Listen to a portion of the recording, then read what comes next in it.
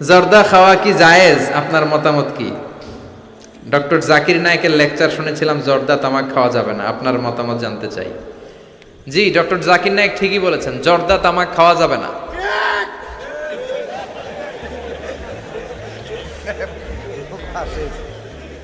জর্দা তামাক খাওয়া যাবে না, কারণ সিগারেট খাওয়া হারাম, তাই না? যদিও অনেকে হারাম বলতে চায় না, মাকরুহে তাহারিমি বলে। মাকরুহে তাহারিমি বললে তো একই কথা, করিবুন ইলাল হারাম, হারামের কাছাকাছি। তো সিগারেটে যেটা পুড়ে পুড়ে খায়, আগুন দিয়ে পুড়ায় খায়, জর্দার মধ্যে ওটা আস্তা আস্তা চাবায় খায়। কথা বলেন।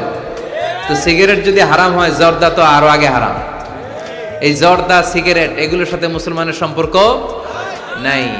এই সিগারেটের যে ধোঁয়া, এটা জাহান্নামের আলামত। ধোঁয়া পাওয়া যাবে কই?